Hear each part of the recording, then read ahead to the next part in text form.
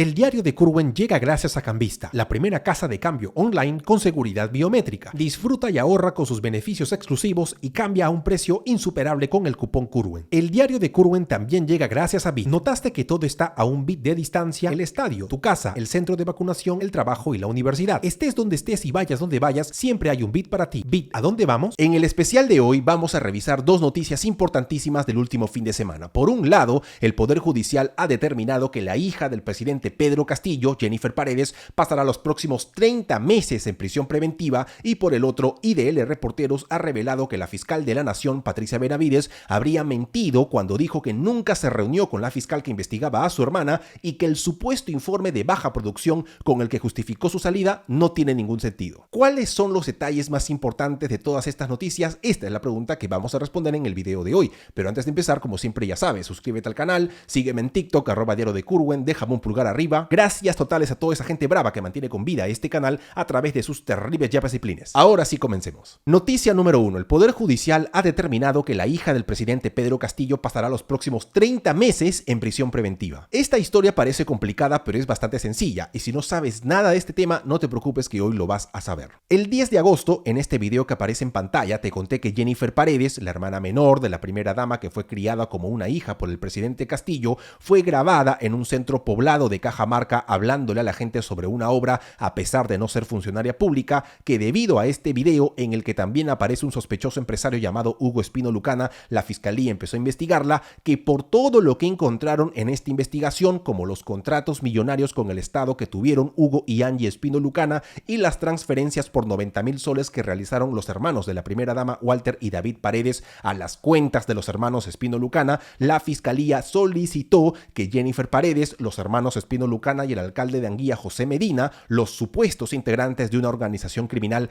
que tendría como cabeza al presidente Castillo y número 2 al ministro Jainer Alvarado, sean detenidos preliminarmente por 10 días y que todos, excepto Jennifer Paredes, fueron arrestados porque al ingresar a Palacio de Gobierno, la policía y la fiscalía no la encontraron por ningún lado. El 18 de agosto, en este otro video, te conté que Jennifer Paredes se entregó a la fiscalía poco después de haberse fugado y que un agente de seguridad del presidente Castillo le había enviado un oficio a un agente superior para informarle que las imágenes de 3 cámaras de seguridad de Palacio de Gobierno, que hubieran sido de gran ayuda para saber por qué hubo una demora de 1 hora y 15 minutos en el ingreso de la policía y la fiscalía, habían desaparecido justo en los minutos en los que Jennifer Paredes no era encontrada. Finalmente, el 23 de agosto, en este otro video, te conté que desde que fueron arrestados, Jennifer Paredes, el alcalde de Anguía y los hermanos Espino Lucana tuvieron comportamientos completamente diferentes, porque mientras los dos primeros casi no hablaron ni colaboraron, los hermanos empresarios se acogieron a confesión sincera, que Hugo Espino admitió un montón de cosas que confirmaron buena parte de las sospechas de la fiscalía, y que en la primera audiencia de prisión preventiva por 36 meses que solicitaron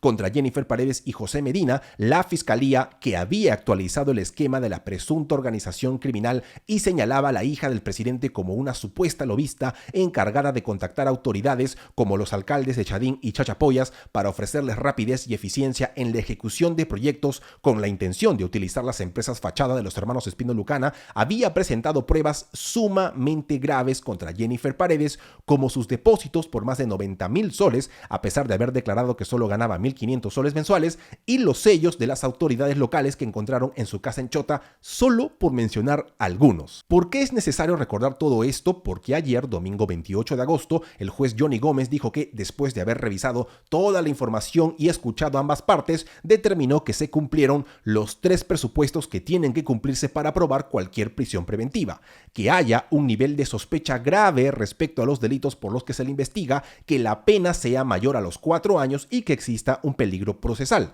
o sea, un peligro de fuga y obstrucción a la justicia. En pocas palabras, por toda la documentación de los contratos millonarios con el Estado de las empresas de los Espino Lucana, las confesiones de Hugo Espino, las transferencias y depósitos bancarios, las cosas que hallaron en los allanamientos, la pérdida de las imágenes de las cámaras de seguridad de Palacio, entre otras más, el juez Gómez dictó 30 meses de prisión preventiva contra Jennifer Paredes y el alcalde de Anguía, José Medina. Eso quiere decir que ambos saldrán de la cárcel el 9 y el 8 de febrero del 2025 respectivamente. ¿Recuerdas que en este video te conté que el abogado del presidente Castillo presentó una denuncia ante la Inspectoría de la Policía contra Harvey Colchado por el allanamiento de Palacio de de gobierno y solicitaron su pase al retiro? Bueno, el viernes 26 de agosto, el presidente y el ministro del Interior, Willy Huerta, cambiaron a 3 altos mandos policiales y uno de ellos fue, coincidentemente, el de la Inspectoría General de la Policía. No hay que ser un experto para entender cuál es el propósito de estos cambios. ¿Qué hará el presidente Pedro Castillo respecto a los 30 meses de prisión preventiva contra Jennifer Paredes? Esta pregunta será respondida muy pronto. Noticia número 2. IDL Reporteros ha revelado que la fiscal de la Nación, Patricia Benavides, habría mentido cuando dijo que nunca se reunió con la fiscal que investigaba a su hermana y que el informe de baja producción con el que justificó su salida no tiene ningún sentido. Como siempre, para que todo quede claro, vamos a ir paso a paso, pero desde aquí te pido que me prestes toda la atención que puedas. La Junta de Fiscales Supremos, el órgano más importante del Ministerio Público, debe estar conformado por 6 integrantes, pero como hasta hace algunos meses solo tenía 4, la Junta Nacional de Justicia, que entre otras cosas se encarga de elegir a los fiscales supremos,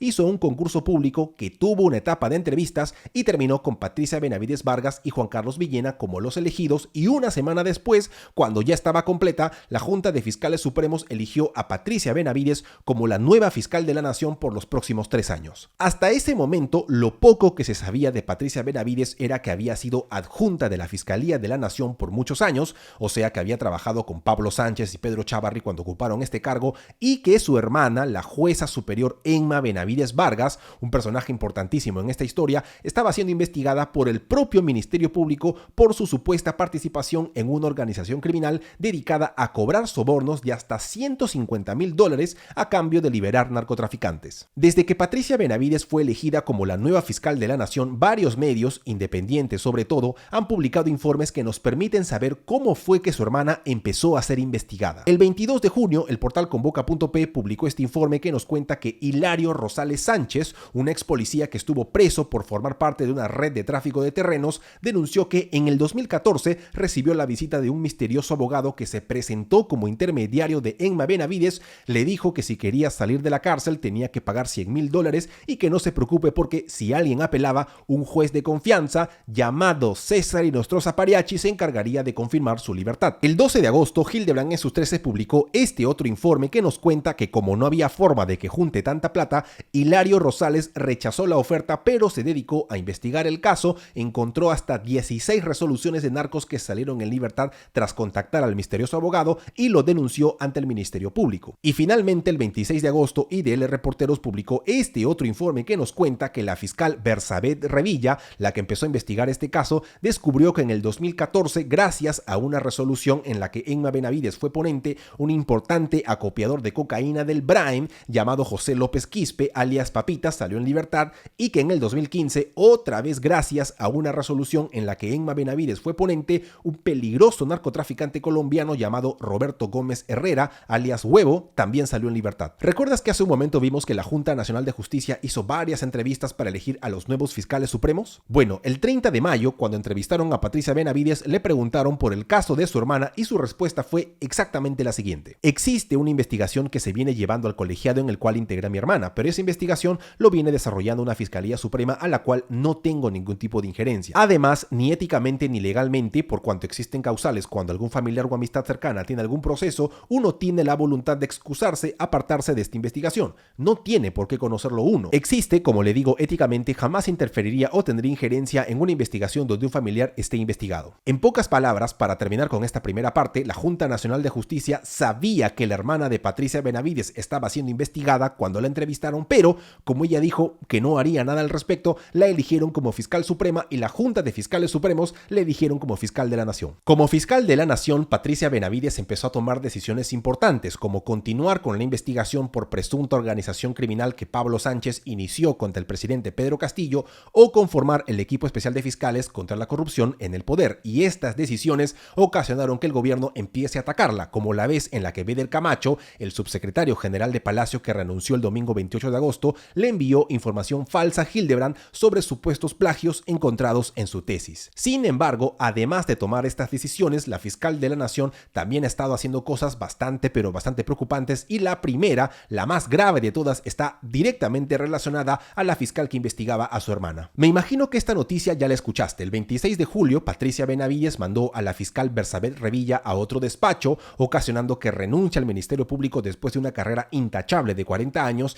y en las pocas entrevistas que se lo preguntaron aseguró que su decisión se debía a un supuesto informe de baja producción, dando a entender que la fiscal Revilla no había cumplido con buena parte de su trabajo y que como fiscal de la nación tenía que poner orden en casa. Lo que acabas de escuchar es lo que se sabía hasta hace algunos días. Sin embargo, el viernes 26 de agosto, IDL Reporteros publicó un informe que revela que la situación es 1.000.000 de veces peor. ¿Recuerdas que hace un momento vimos que en las pocas entrevistas que se lo preguntaron, Patricia Benavides justificó la salida de la fiscal Bersabet Revilla por un supuesto informe de baja calidad? Bueno, IDL consiguió el informe de solo 3 páginas que en sencillo contiene información que proviene de un software llamado Sistema de Gestión Fiscal que mide el desempeño de los fiscales contando sentencias y archivos como casos resueltos, es decir, como terminados, y las investigaciones como casos en trámite, es decir, no terminados. En pocas palabras, a pesar de no ser la manera más objetiva de medir el rendimiento de un fiscal, algo que la propia Patricia Benavides admitió en la entrevista que le hizo la Junta Nacional de Justicia,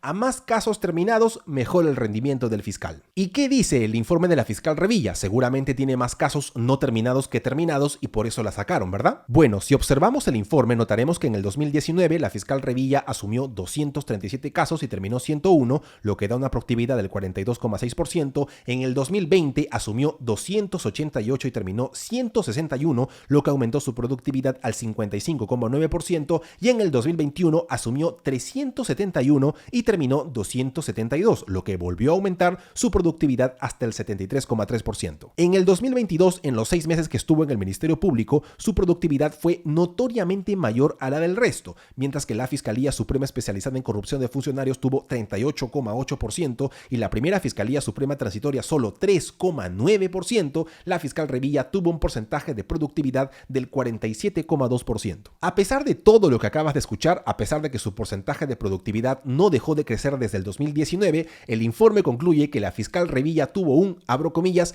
bajo nivel resolutivo. ¿Cómo se llega a esta conclusión? ¿Cuáles son los porcentajes establecidos por el Ministerio Público para definir que una fiscalía tuvo un nivel resolutivo bajo, intermedio o alto? Según el informe, no existen, aún no se ha establecido una meta mensual estándar para definir el nivel resolutivo de una fiscalía. Sin embargo, el nivel de la fiscal Revilla es definitivamente bajo. Esta es solo una de las alucinantes revelaciones que ha hecho IDL Reporteros. Para empezar, ¿recuerdas que hace un momento hablamos de las entrevistas que hizo la Junta Nacional de Justicia? Bueno, como recuerda IDL, además de la investigación contra su hermana, a Patricia Benavides le preguntaron si alguna vez se había reunido con la fiscal Bersabet Revilla y ella dijo que no. Sin embargo, al ser consultada por IDL, la ex fiscal Revilla ha asegurado que Benavides la buscó en su despacho, le dijo que su hermana Emma Benavides era inocente, que el señor Rosales, el policía retirado que la denunció, la acosaba desde hace mucho tiempo y que su caso ya había sido resuelto por la OCMA. Por otro lado, IDL también ha revelado que además de Emma Benavides, la ex fiscal Revilla también investigaba a la otra hermana de la fiscal de la Nación, la jueza Ruth Benavides Vargas, por la presunta contratación irregular de 242 trabajadores para la Corte del Callao entre los años 2019 y 2020. Después de analizar el caso, Revilla lo archivó, la Procuraduría Anticorrupción apeló y Pablo Sánchez dispuso que continúe. Sin embargo,